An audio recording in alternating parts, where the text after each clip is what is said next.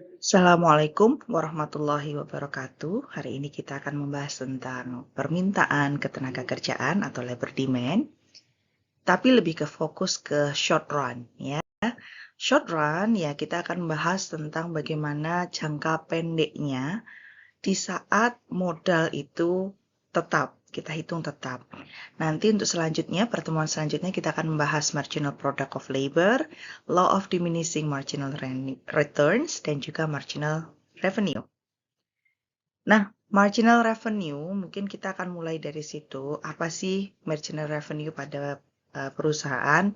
Kita identifikasi sebagai harga di mana suatu perusahaan itu bisa menjual produknya pada pasar persaingan atau industri persaingan sempurna.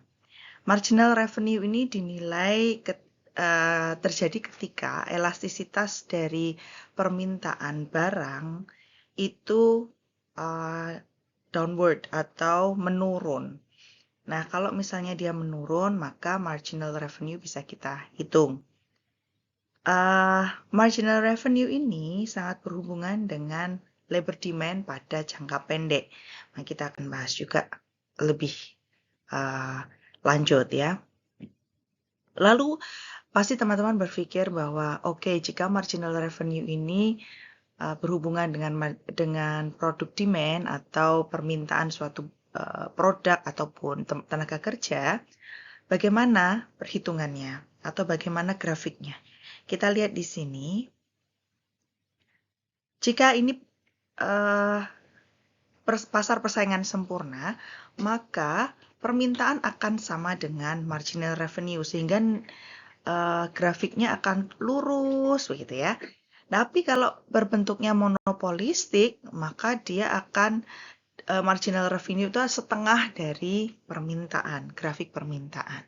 Itu perbedaan antara pasar persaingan sempurna dan juga monopolistik terhadap hubungan demand ataupun permintaan suatu produk terhadap marginal revenue. Marginal revenue product of labor akan meningkat saat total revenue atau pendapatan secara total dapat ditambah dari dapat tambah atau dapat meningkat saat kita bisa meningkatkan satu tenaga kerja di situ dengan ceteris paribus ya. Jadi marginal revenue MRP ya untuk labor itu akan meningkat jika memang total revenue-nya meningkat.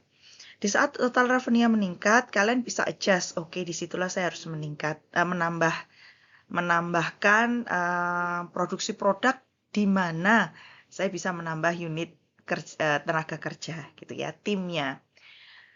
Tetapi marginal revenue product akan turun atau menurun, akan jatuh nilainya jika labor atau tenaga kerja bisa meningkat dengan dua alasan, dikarenakan ya dia turun tapi ternyata si perusahaan itu menjadi kompetitif market atau pasar persaingan sempurna.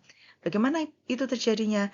Jadi di saat kalian menjual suatu barang, ya, barang itu ternyata menjadi umum.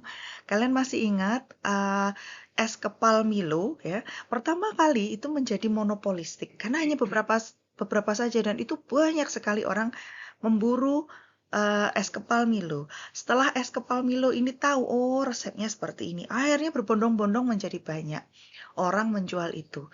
Jadi marginal revenue produk pada labor misalnya untuk menambahkan satu unit tenaga kerja akan jatuh atau nilainya akan turun dikala barang yang kita miliki itu tadinya tidak lagi monopolistik, tapi pasar persaingan sempurna, orang bisa menjualnya dengan mudah. Nah, inilah yang menjadi pembahasan marginal revenue product. Nah, karena kita sudah membahas marginal revenue product, secara short run kita juga akan membahas marginal expenses. Marginal expenses jika pada pasar persaingan sempurna seperti pasar orang jualan buah, sayur gitu, mereka akan equal dengan wage, akan equal dengan gaji gitu ya. Maka marginal expenses-nya akan equal dengan gaji. Itu untuk salah satu syarat dari atau kriteria dari competitive labor market. Di saat meningkatnya total cost, maka total cost itu, meningkat ke total cost itu dikarenakan penambahan labor atau penambahan tenaga kerja. Nah, ini marginal expensive. Tapi pada monopsonistic pasar, maka marginal expenses akan lebih besar dibandingkan wage itu sendiri, sehingga orang lebih kepada sociopreneur ya, lebih kepada memberikan hibah gitu ya, infak istilahnya, sodakoh gitu ya, bukan infak, sodakoh untuk orang gitu, sociopreneur ya, lebih ke support ke situ, lebih kepada society pikiran kita. Oke, itu adalah marginal revenue product dan marginal expenses of labor pada short run. Kita akan membahas pada long run pada pertemuan berikutnya. Terima kasih. Wassalamualaikum warahmatullahi wabarakatuh.